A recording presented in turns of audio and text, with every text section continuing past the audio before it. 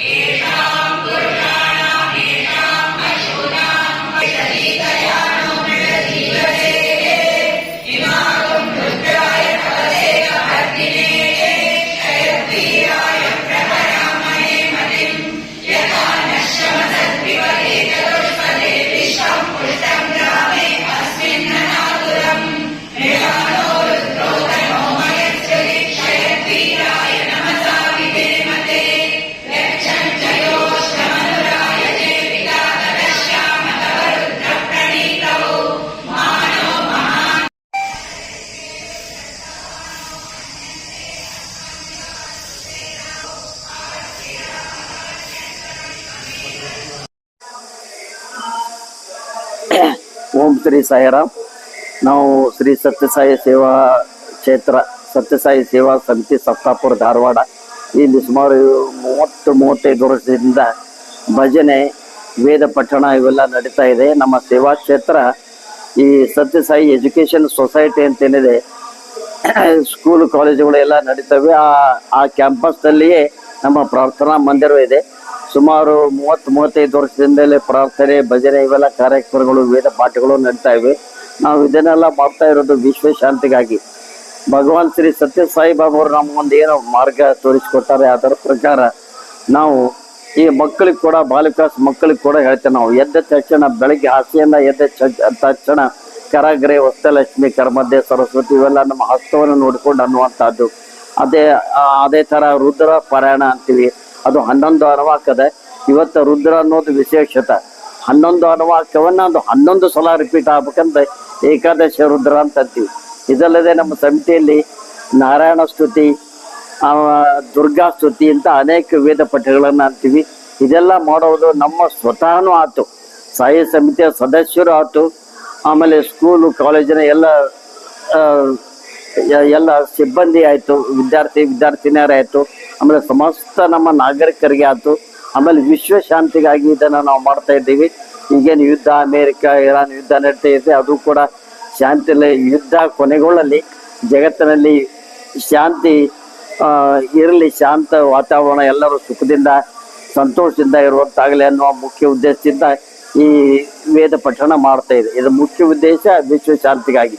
ಓಂ ಶ್ರೀ ಸಾಯಿರಾಮ್. ನನ್ನ ಹೆಸರು ಅರವಿಂದ್ ಅಣ್ಣಿಗೇರಿ ಅಂತ.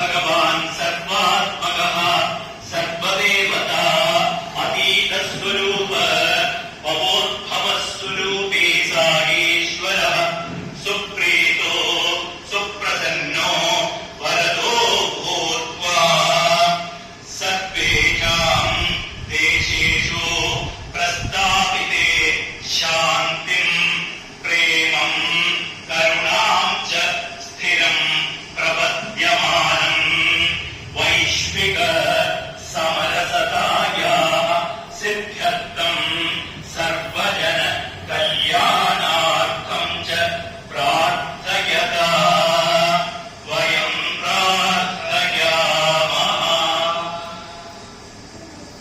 Sai-Ram.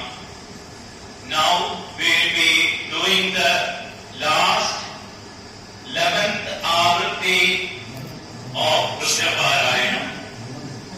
Bhagavan, often you have told us, Rudram Chatte Bhadrangam Undavu.